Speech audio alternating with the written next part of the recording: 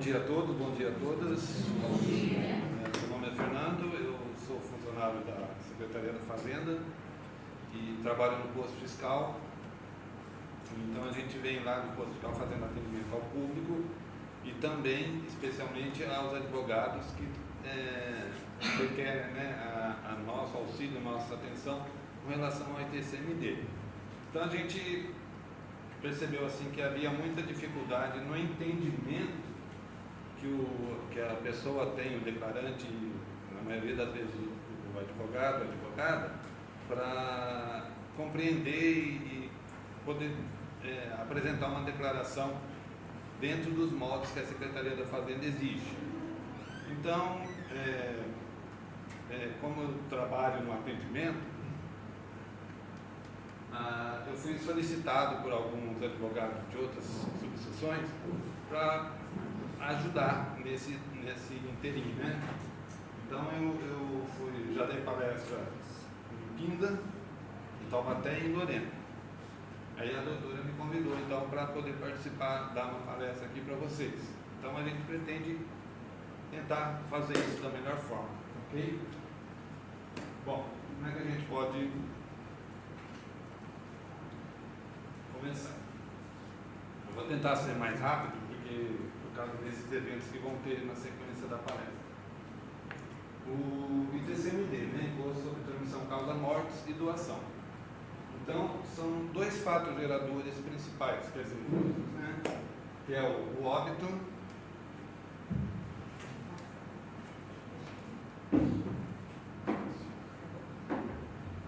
a questão do óbito e a doação. Então, são esses dois fatos geradores que envolvem o ITCMD. Tá? No caso do óbito, qual que é a data do início desse fato gerador? É na abertura da sucessão. E quando ocorre a abertura da sucessão? É na data do óbito. Tá? Não é quando a pessoa dá entrada, o advogado dá entrada no inventário junto ao fórum. O imposto, ele incide na data do óbito. Então, a partir da data do óbito é que começa a correr o prazo para dar entrada numa declaração. Aqui a gente vai tratar mais especificamente da declaração do ITCMD, que é o que está mais dúvidas, né? E no caso da doação, que é o outro fato gerador, é na data da efetiva doação. Tá? Ou seja, geralmente a doação interviews, né? Então, nós temos a legislação pertinente, que é a Lei 10.705/2000, que já teve várias atualizações. Tem o decreto de 2002, que regulamenta a lei, não tem muitas... o decreto é só para a regulamentação da lei. E a portaria 15, 2003, também foi atualizada, certo? E que dá todos os procedimentos que devem ser adotados para concluir uma declaração de ITCMD, certo? Então, basicamente... Então, na transmissão causa-mortes, que é pelo óbito, né? Nós temos esses tipos de arrolamento ou inventário. Esses dois são emitidas pelo próprio interessado, ou que a gente chama como declarante, ou seu representante legal, que é o advogado. Certo? E também nós temos a transmissão por escritura pública, que em geral é emitida pelos cartórios de registro de imóveis. Tá? Pode ser também emitida, a transmissão por escritura pública pode ser também emitida pelo advogado, pelo declarante. Mas vai ficar a critério do cartório fazer a validação dessa declaração. Qual que é a diferença da escritura pública? A escritura pública, ela não sofre o aval da Secretaria da Fazenda. Tá? As únicas declarações que a Secretaria da Fazenda analisa, vamos dizer assim, é a declaração de inventário, arrolamento e doação.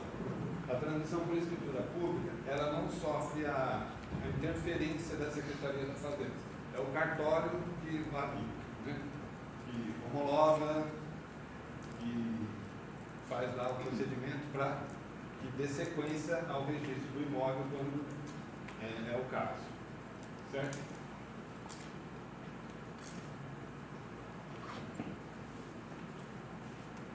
Bom, os tipos de declaração a gente já viu ali.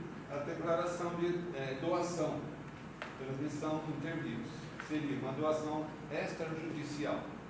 Quando assim um pai doa um bem de um filho, certo? Ou qualquer pessoa doa alguma coisa para outra pessoa. Então, é uma doação extrajudicial. E tem a doação em processo de separação. Esse é o que causa essa declaração de doação em processo de separação. É o que causa mais dúvidas na hora de preencher a declaração. Há uma confusão bem específica nessa questão, né, que a gente tenta orientar. Por isso que as pessoas às vezes procuram a gente lá no posto para como fazer para fazer corretamente essa declaração. Então, isso que a gente vai tentar também explicar para vocês. E a doação inter vivos, né, que é uma doação extrajudicial, na verdade. Tá? E temos também as doações judiciais, em processo de separação com homologação pela justiça. Também é referente àquele segundo item ali, só que esse daqui quando tem litígio e tal, né? Mas também é o mesmo procedimento do doação em processo de separação. Todas as declarações, assim, o que acontece? Ela fez a declaração, gerou o imposto, como que eu faço para pagar esse imposto, né? Porque o sistema nosso, ele é dividido em várias, a gente vai ver uma tela para frente, ele é dividido em várias opções. Então, no ato de emitir essa declaração, não é possível já fazer a emissão da própria guia para pagar, se caso gerar um imposto, certo? Então tem uma opção específica lá dentro dos menus lá, que é emitir diário para inventário, ou arrolamento, ou tem duas opções bem específicas nessa questão. Deixa eu ver mais.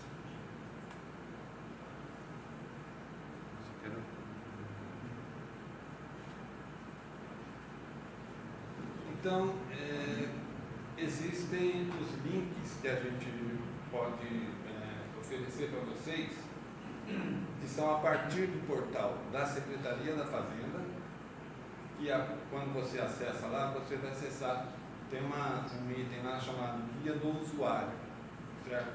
Então você clica nessa Guia do Usuário, vai te levar para um link para você poder fazer, conhecer os procedimentos, tem lá uma instrução bem completa, no meu entendimento, bem completa, para você poder fazer a sua declaração, certo?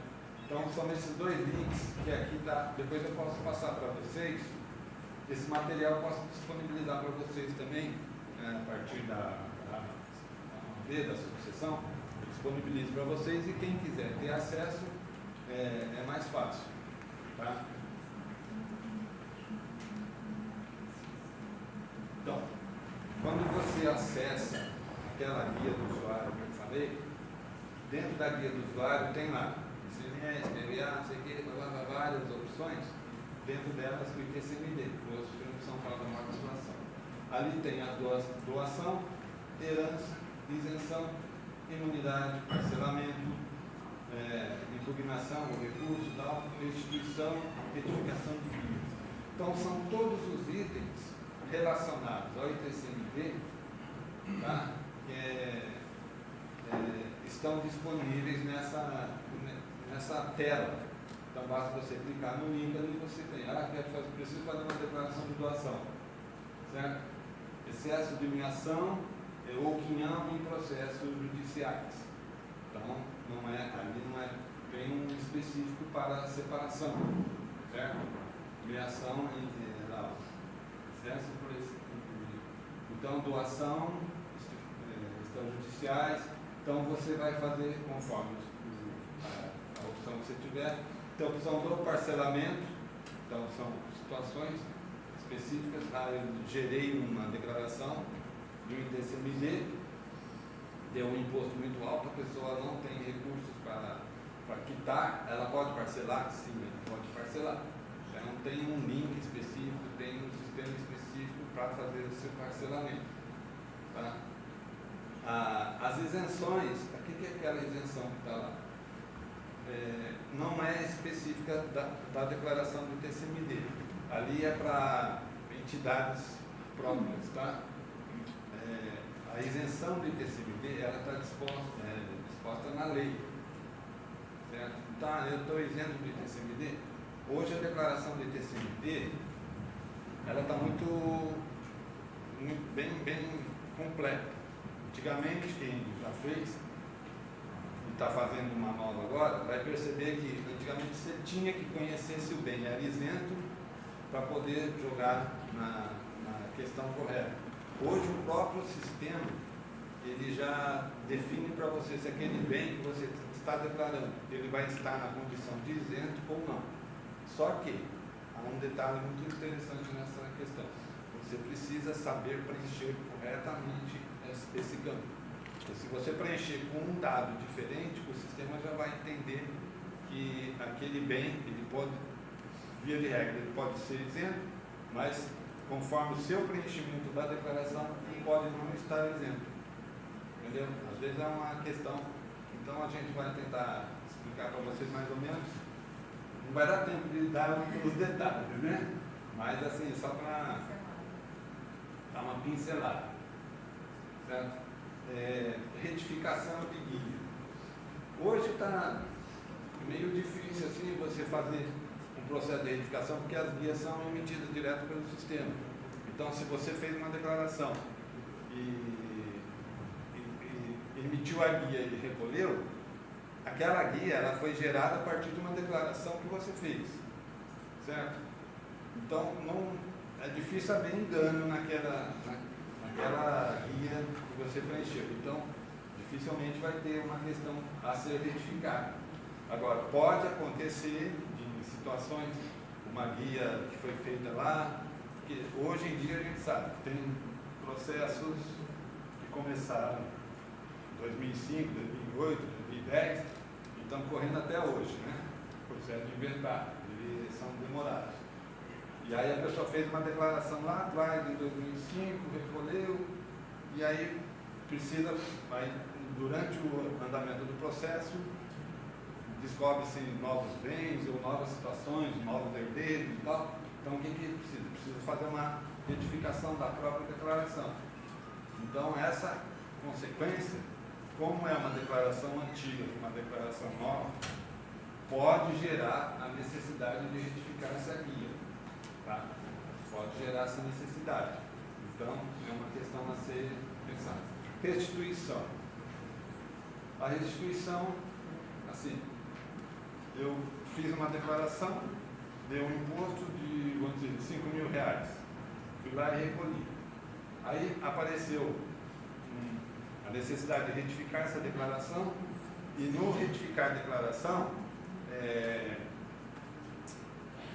o imposto de 5.000 ele caiu para 3.000, por exemplo. Então, o que acontece? O sistema vai dar um crédito para aquela pessoa interessada, o herdeiro, vamos dizer assim, poder pedir a restituição desse valor. Tá? Então, pode ser dessas formas que está ali. Então, a restituição, você tem um procedimento que é feito via online para você solicitar a restituição. Certo? E aqui, então, nós vamos agora para a tela onde você vai fazer a sua declaração de ITCMD. Como declarar, como retificar uma declaração beneficiada e como gerar guia para pagamento. E o link seria aquele ali, né? Que vai cair nessa tela aqui. Essa tela todo mundo conhece. As telas são muito dinâmicas, tá, gente? Hoje ela pode estar assim, amanhã eles podem mudar alguma coisinha, inserir ou tirar. Então a gente tem que estar sempre atento a essas questões. Então, eu, como funcionário da fazenda, como fazendário, eu tenho acesso a algumas informações que o advogado, o declarante não tem, certo? Então, assim, eu sinto uma deficiência nessa tela para os advogados, né? Como acessar uma declaração, pesquisar uma declaração por um CPF, por exemplo. Ali eu só consigo consultar a declaração do CPF no Defujos. Mas se não for, se for sei lá, qualquer outro tipo de declaração, eu não tenho como pesquisar por ali. Eu acho que não consigo. Então, achar uma falha dessa tela. Poderia ter uma tela de consulta para poder... Mas aí, a gente imagina assim, que a pessoa vai fazer uma declaração, ela tem todos os dados lá, precisa verificar essa declaração. Então, ela vai... Agora, tem aquele caso que é muito comum, você faz uma declaração num período, aí lá na frente, 2, 3 anos depois, você precisa verificar aquela declaração.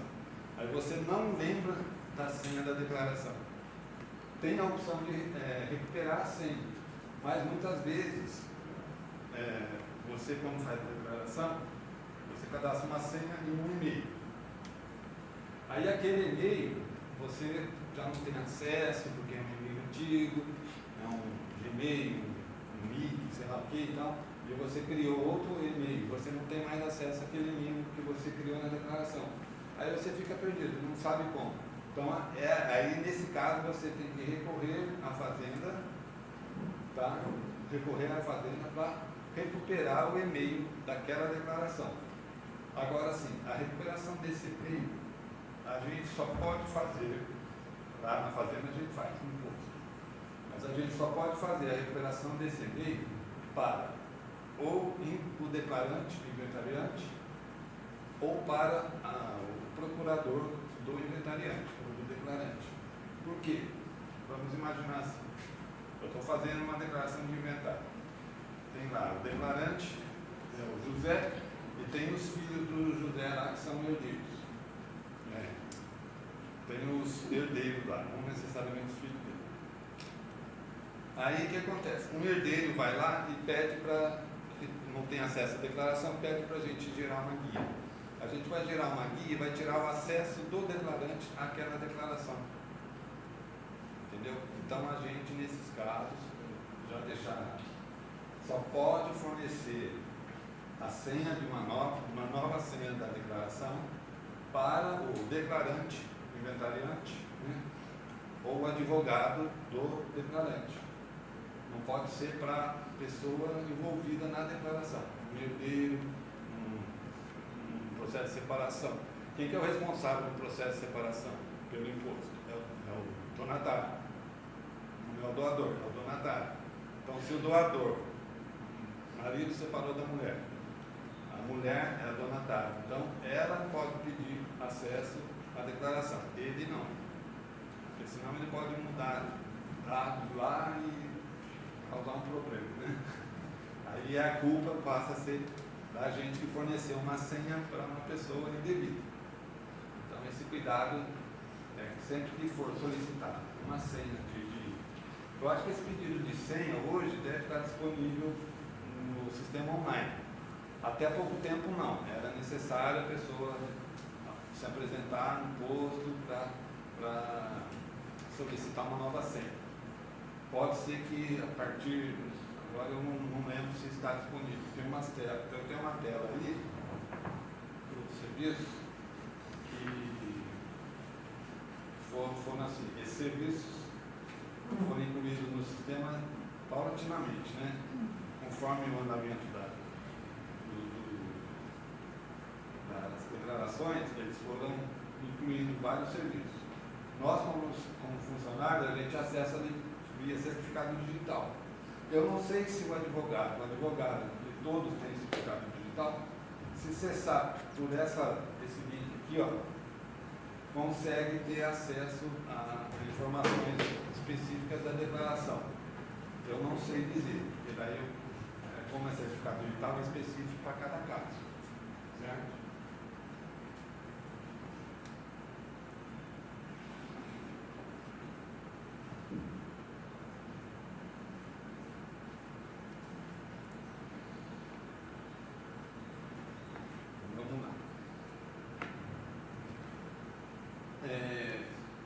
em algumas declarações, a partir do momento, então o que você faz? Você vai lá, preenche a declaração. Tem todos os campos, né? Declarante, bens, procurador, processo, como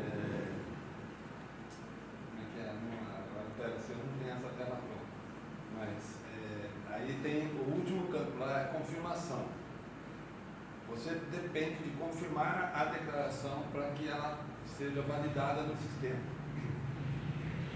Enquanto ela não for confirmada, ela vai aparecer ali para nós. Eu não sei como é que aparece para vocês, tá? Porque não tem, infelizmente, não tem uma tela assim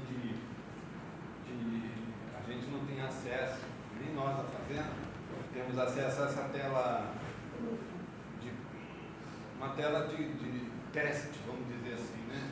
A gente só tem a tela oficial do sistema. Então, quando eu consulto lá, por exemplo, eu consulto uma declaração, lá está assim, os dados da declaração e ela não foi confirmada. Enquanto essa declaração não for confirmada no sistema, a gente não tem acesso, porque ela está no modo rascunho, ou seja, no modo de edição. Enquanto ela estiver naquele modo, a gente, como famisário, como secretaria da Fazenda, a gente não consegue visualizar os dados da declaração. Só mesmo o declarante ou o advogado que tem acesso à declaração. Aquela pessoa que gerou a declaração, que tem o e-mail e a senha cadastrada. Certo? Então, finalizada a declaração, você entra lá, põe lá, confirmou todos os dados, aí o sistema lá vai dizer, vai dar aquela informação. Se não for pago, o nome vai picadinho, não sei o quê, aí você confirma, tá ok. Dependendo da situação, do conteúdo da declaração, do valor dos bens, de tudo envolvido ali naquela declaração, ele pode dar essa mensagem para você. Por favor, apresentar a declaração ao posto fiscal. Não é posto fiscal mais, agora já foi. Que a Secretaria da Fazenda hoje, ela tem um órgão específico que funciona em São Paulo. Tá? É um órgão criado, a UGC e TCMD. Unidade Geral Central do ITCMD. É uma unidade, não é física, ela é remota. Mas todos os ITCMDs gerados no estado de São Paulo são todos centralizados nessa seção. Aí o que acontece?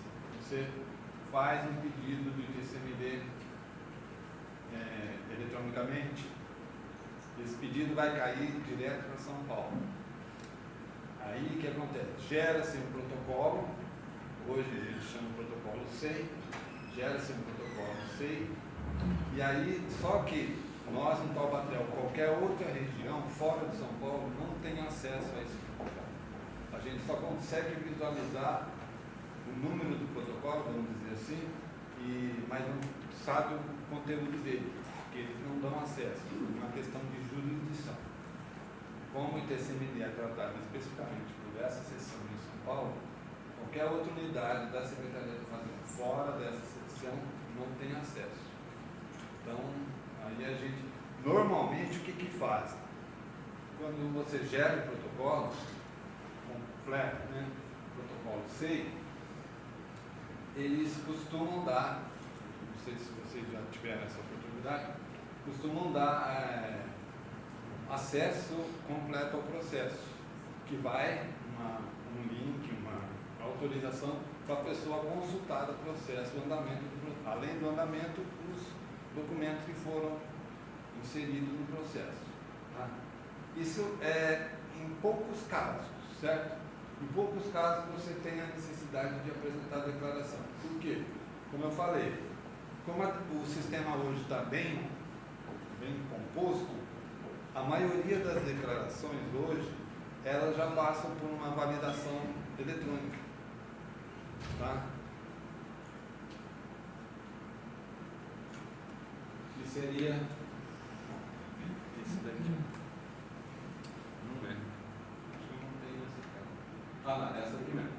Fica dispensada a apresentação dessa declaração ao posto fiscal, ou ali no posto fiscal, bem como dos documentos que serviram de base para as informações dela constantes. Então, o próprio sistema já valida a sua declaração, certo? Valida, e gerando imposto, o que acontece? Essa declaração ela não passa pelo crivo da fazenda. O próprio sistema já não vai ser analisada por um funcionário, por um servidor. Tá? O próprio sistema já faz essa questão. O que ela simplesmente obriga? Se houver imposto, por exemplo, declaração, faça o pagamento do parcelamento do débito, tá? E aí a homologação será feita automaticamente. Gerou R$3.000 de imposto para cada herdeiro, vamos dizer assim. Mas não homologou. Não homologou porque gerou imposto, o imposto precisa ser pago. Agora, então, cada herdeiro paga o seu, e aí o próprio sistema já vai gerar a certidão de homologação. Aí o interessado, o advogado, vai lá, entra na declaração, consulta a declaração e vai estar o linkzinho lá, emitir certidão de homologação. A pergunta que fica isso eu não sei dizer. Tem 3 herdeiros, 2 pagam e 1 não. Gerou 3.000, 2 pagaram, eu não tenho 3.000 para pagar, vou ficar pendente. O sistema vai emitir a certidão de homologação? Eu não sei dizer, porque é tudo eletrônico. Então a gente só tem conhecimento quando conclui. Tá? Então, entendo que seja a partir do momento que todos os débitos forem quitados, ele vai emitir a certidão de homologação. Tá? Mas o fulano lá não pagou, não tem dinheiro, está devendo, e eu preciso da certidão de homologação para poder dar sequência no meu imóvel, que eu recebi de herança, tá? Bom, aí é uma questão que a gente não tem como resolver no posto. Tá? A gente fica limitado porque não depende de nós a homologação. Nesse caso, a homologação seria automaticamente. Então, o que acontece? Hoje, como tem situações que a gente no posto não tem acesso, não tem uma resposta definitiva, eles criaram um link, um sistema assim que você conversa online com um atendente lá em São Paulo. Então vai ter uma pessoa disponível, aí você agenda um horário, Você agenda um horário e aí naquele dia e horário você vai conversar via chat, ou via vídeo, ou via áudio com uma pessoa em São Paulo, e aí você vai. Eu estou, nesse caso específico que eu citei, eu estou com uma certidão de homologação para sair, mas não sai porque um herdeiro não pagou. O que eu faço? Aí ele vai te dar a solução, porque nós não temos. O que eu poderia orientar é o seguinte: o que a gente pode fazer? O herdeiro que pagou, ele pode solicitar uma certidão de pagamento daquele imposto para poder, junto ao cartório de imóveis, regularizar o imóvel que ele recebeu em herança. Não sei se vai funcionar, porque também fica a critério do cartório, certo? Fernando, rapidamente, essa guia ela tem uma numeração muito, embora sejam vários herdeiros, e fragmenta o valor, ou cada guia tem a sua composição? Não, isso é uma guia para cada herdeiro. Com números diferentes. Números diferentes. O valor até normalmente é o mesmo, mas são saidares com números específicos para cada herdeiro. Eles podem solicitar a homologação daquela guia, daquele que é um só. Se eles fragmentam, não teria sentido que fosse Então, isso eu não sei dizer se eles ele homologa a declaração. Entendeu? O sistema homologa a declaração. Se tem 3 herdeiros com débitos, 2 pagam e 1 fica devendo, eu não sei dizer se o sistema vai homologar aquela declaração, porque ela está incompleta, vamos dizer. Depende de quitação. Então eu entendo que não vai homologar. Certo? O que pode ser feito? Eu preciso da declaração de homologação para poder registrar o meu imóvel independente do pagamento do outro. Então, a gente poderia orientar a pessoa a pedir uma certidão de pagamento daquele imposto dela. Bom, ela devia, ela pagou, ela não deve mais nada. Não tem, a responsabilidade é de cada um. Então, acho que com isso ela consegue registrar o imóvel no cartório. É que nem da transmissão causa-morte. Como a Secretaria da Fazenda, causa-morte não, transmissão por escritura pública. Como a Secretaria da Fazenda, ela não analisa, não homologa, não avalia a declaração de transmissão por escritura pública, então não vai sair aceitando a homologação. Ainda que seja óbvio e tudo, não sai. O que a gente orienta então? Eu preciso registrar meu imóvel. E o cartório exige daquela nota de. Como é que chama? Nota de devolução. Nota de devolução, um negócio assim. Aí o pessoal recorre à Secretaria de Fazenda para solicitar. A gente só orienta a pedir uma certidão de pagamento daquele imposto daquela pessoa. Certo? Porque daí a gente tem orientado as pessoas lá desse jeito e ninguém voltou para reclamar. Então, eu acho que está funcionando. Tá? Então, aí tem que solicitar uma certidão de homologação. Hoje, todos os nossos pedidos são feitos de forma eletrônica. Tá? Não existe mais a possibilidade da gente, mesmo porque não é mais o posto que acolhe os pedidos. É esse órgão em São Paulo. Então, de forma eletrônica. Então, pelo CIPET, não sei se vocês conhecem, Sistema de Peticionamento Eletrônico.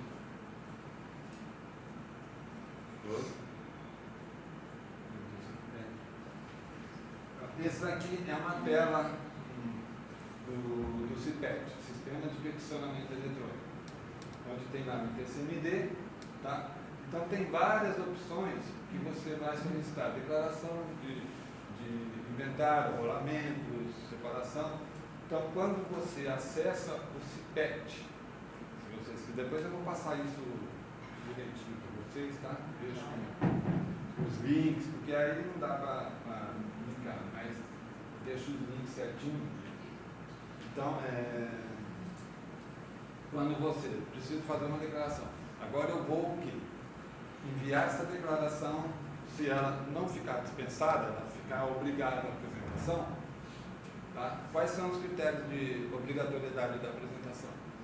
Eu acredito que seja em termos de valores, tá? Por exemplo, antigamente a gente tinha lá no posto fiscal, na regional nossa, em Taubaté, bens até 30 mil FESPs, que atingiam aproximadamente R$1 milhão, era dispensado de apresentação a declaração tinha que ser apresentada, mas os documentos eram dispensados. Aqueles documentos, tanto que vocês, não sei se alguns já fizeram, aquele anexo 17, que o advogado apresentava Então, aquele anexo 17, o que ele dizia? Em outras palavras, que o advogado tinha todos os documentos que faziam parte do processo, mas que no momento ficava dispensado de apresentação. Então, hoje o próprio sistema já dispensa, na maioria das vezes, a apresentação da própria declaração para a fazenda. Mas em alguns casos deve ser apresentado. Então, essa apresentação você vai fazer a partir desse sistema chamado CIPET, Sistema de Peticionamento Eletrônico. Aí você faz a solicitação pelo CIPET, esse CIPET vai ser analisado, aí sim vai ser feita uma análise por um funcionário, por um servidor. Se ele for aprovado, ele vai gerar um protocolo que a gente chama de protocolo SEI, é o Sistema Eletrônico de Informação, qualquer coisa assim. Ele vai gerar um protocolo SEI. Esse protocolo SEI que é o que vai acompanhar todo o andamento da declaração. Certo? O CIPET, vamos dizer, é um protocolo, um pré-protocolo. Você apresenta, ele é aprovado, beleza. Concluiu, agora gera um SEI. O SEI que vai ser feita as análises completas. Tá? O CIPET, ele pode ser também rejeitado. Não apresentou tal documento assim assado. Normalmente, o que eles fazem? Eles notificam as partes, o advogado, a advogada, ou os interessados a apresentar tal documento. Agora, uma coisa muito comum que tem acontecido com mais frequência, não sei se vocês já prepararam com isso, a Secretaria da Fazenda ela tem a prerrogativa de arbitrar valores para os bens. Tá? Estão conseguindo ouvir direitinho? Ela tem a prerrogativa de arbitrar valores para os bens. Por exemplo, você cadastrou um bem lá de 100 mil reais, um apartamento, não sei o que, 100 mil reais. Mas aí o que acontece? A Secretaria da Fazenda, ao analisar essa declaração, ela pode dizer, pô, esse apartamento é lá na Avenida Paulista de São Paulo, não sei o que, no prédio assim assado, esse apartamento não vale 100 mil, ele vale 500 mil. Então ela arbitra um novo valor para o bem, aí o que faz? Notifica as pessoas, os interessados, e ela já retifica a declaração. Antigamente ela mandava para a pessoa retificar. Aí ficava esperando uma resposta. Hoje a Secretaria da Fazenda faz assim, ela arbitra um valor, já retifica a declaração com aquele valor arbitrado e notifica a pessoa. Se a pessoa ou ela concorda com o valor arbitrado ou ela vai contestar. Não, realmente esse prédio, porque não está concluído, ela pode contestar, justificando os motivos porque aquele bem não é aquele valor que ela arbitrou e sim o valor que ela declarou. Aí, caso a pessoa não se manifeste, aquela declaração passa a ser, e aí o bem, então tem essas situações que ocorrem, que é validada pela Secretaria da Fazenda também, tá? Então, às vezes, eu tinha declarado X, mas recebi uma dívida de tanto. Aí verifica no histórico se a declaração não foi retificada, porque aí a própria Secretaria retifica essa declaração, certo? Então, como a pessoa não retificou, né, pode acontecer várias situações aí no meio desse. Agora, o que acontece? Que a gente costuma dizer. Eu estava conversando até com o Diego, tem relação a declaração do inventário? Sim.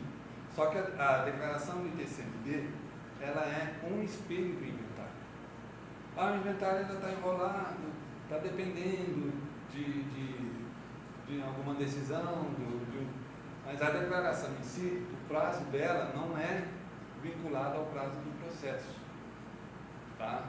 A declaração é só um espelho do que está acontecendo no processo. Então, morreu o dia tal, vou fazer a declaração baseada no dia do óbito. E o que acontece também? Eu não coloquei aqui nada. Das isenções da legislação, certo? A legislação ela dá direito a isenções. E tem um artigo lá bem assim, tá? Bem sutil, onde a pessoa ela pode se isentar de juros e multa na declaração, independente do prazo que ela pagar. Isso é beleza, né? Não vou pagar juros e multa, só vou pagar o imposto que eu tiver devendo, sem juros e sem multa, porque a multa chega a ser de 20%, e os juros, a princípio, é 1% ao mês. Então, você põe aí um ano de atraso, você vai pagar 12% de juros. Se for um processo de 10 anos, você vai pagar 120% de juros. Então, normalmente, os inventários demoram para... Então, se você não recolher dentro do... o inventário não concluiu ainda, o juiz não homologou, não sei o que. Então, independente do que estiver acontecendo no inventário, a declaração, os prazos da declaração estão correndo. Os juros estão sendo...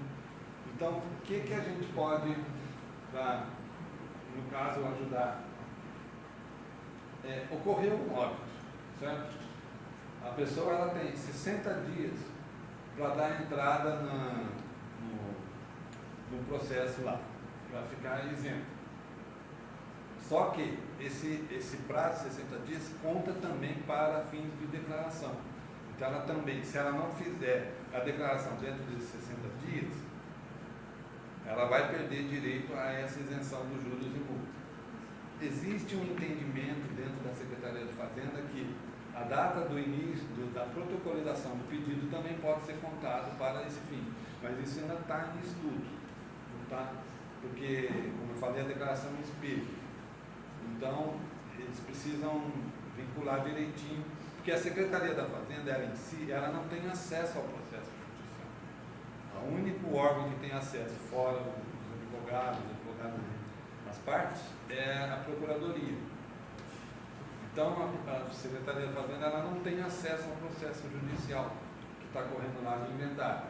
Então, ela não sabe quando que foi protocolizado, quando que deu início a ação e tudo. Então, ela só analisa em si a declaração. Então, os dados que estão na declaração são os dados, as datas, data de nascimento, data disso, aquilo. Então, é tudo analisado pela Fazenda conforme que está na declaração. Fernando, tem um tópico que eles colocam, eles pedem para a data que o juiz mandou recolher. Então, a partir daquela data que começa a contar os 60 dias? Não. 60 dias conta a partir do óbito. 60 dias para, se não me engano, acho que é o artigo 6º da legislação. Depois a gente pode até verificar direitinho. 60 dias conta da data do óbito. Ou do início. Então, o que a gente pode orientar? Eu quero ficar isento do imposto de multa porque esse processo vai me dar uma dor de cabeça, vai rolar porque tem gente morando não sei para onde, Estados Unidos, blá, blá, blá, então vai passar do prazo normal. Então, o que como vocês, como advogados, podem fazer é dar início numa declaração e confirme essa declaração dentro desses 60 dias. Aí, a partir do momento que forem, os dados forem sendo os herdeiros, todas as informações, aí vocês retificam aquela declaração. Porque isso vai garantir para vocês, a princípio, tá? Eu espero que esse entendimento seja corroborado pela Fazenda, vai garantir para vocês o direito à isenção dos herdeiros, na verdade, né? Direito à isenção dos juros e da multa. Esse é o entendimento pelo artigo da lei. Fernando, isso no que diz respeito ao papo gerador do óbito. Sim. Mas no caso da extrajudicial, é da manifestação de vontade e da efetivação do direito real, que é a doação junto ao cartório de registro de imóveis, por exemplo. Então, quando existe essa judicial, Você falou, a doação extrajudicial, eu posso entender uma promessa de doação. Seria um instrumento extrajudicial. É da manifestação de vontade do doador ou donatário, ou da data de efetivação do direito real junto ao cartório do registro da doação? Então, seria quando efetivamente ocorrer a doação. Por exemplo, Registro da doação. Registro da doação. Reserva de usufruto. O pessoal faz uma doação, mas com reserva de usufruto. Tá? Ela fez a reserva, mas ela não chegou a doar. Aquele bem só vai ser doado quando efetivamente ocorrer a doação. Ou ela pode até desistir depois da reserva, né, do fruto, do bem que ela doou. Então, a doação só vai ocorrer no momento que... Quando que informa... Aí vai depender assim. A declaração, ela tem que... como eu falei, ela é o espelho do processo, seja judicial, extrajudicial, conforme os acordos que estiverem sendo feitos, vai ser a informação que você colocar dentro da declaração. Se você informou que doou no dia 16 de abril de 2024, a doação ocorre hoje. E o débito da doação tem que ser quitado no dia da doação. Se for quitado um dia depois, já vai incidir juros e multa. Porque a doação não tem prazo para futuro de vencimento, mas no momento da doação. Certo? Tem um lugar que tinha onde colocar a data do protocolo do inventário, não tem? Tem. Porque daí, mesmo que você... Tem data da Tem data da distribuição do inventário, porque daí para de correr Então, o que acontece? Acho que eles estão tentando encaixar isso, os realizadores do sistema, estão tentando encaixar isso dentro desse prazo dos 60 dias, para que o sistema entenda que mesmo a declaração sendo feita após os 60 dias, porque daí pode dar um conflito. A data da protocolização foi, vamos dizer, 10 dias depois do óbito, mas a declaração só se iniciou 80 dias depois. Então, a gente não consegue dizer como é que o sistema vai entender isso. Depende de como que eles vão organizar isso. Vai valer qual? A data do início da declaração ou a data da protocolização? Tá? Isso que a gente fica amarrado porque a gente não tem como definir essas questões. Isso é o próprio sistema. O que a gente poderia falar também?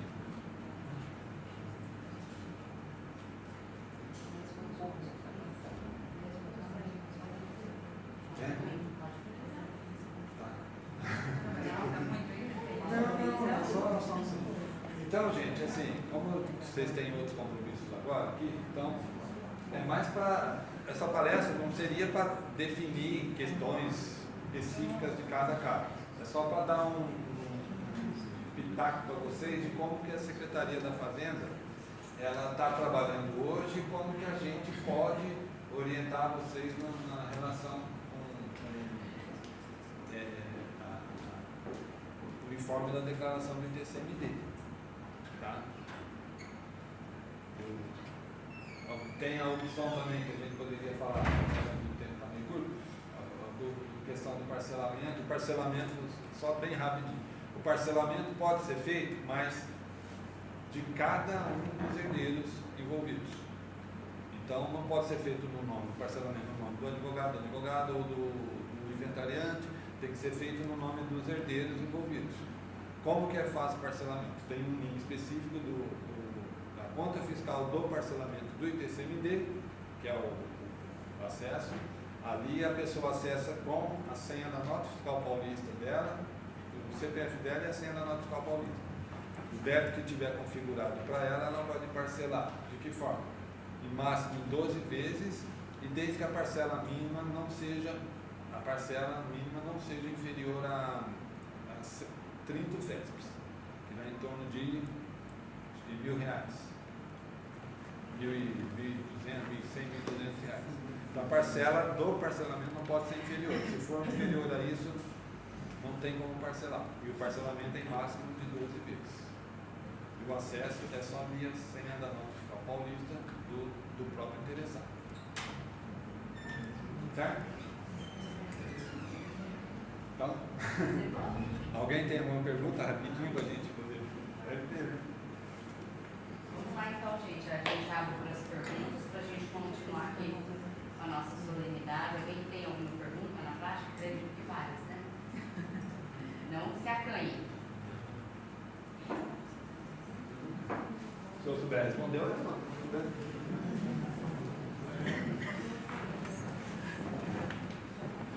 Não fiquem com vergonha, podem perguntar.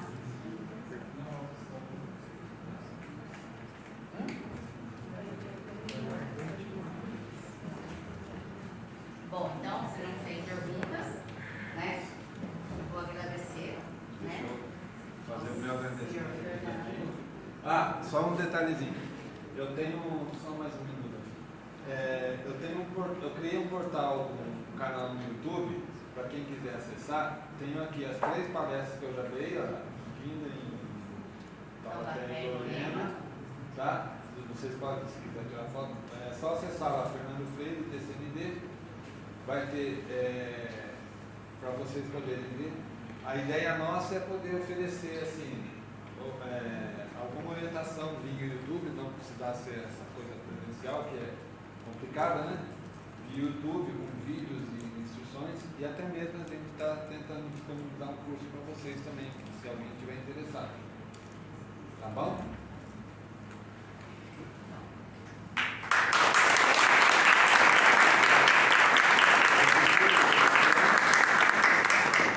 Para todos vocês.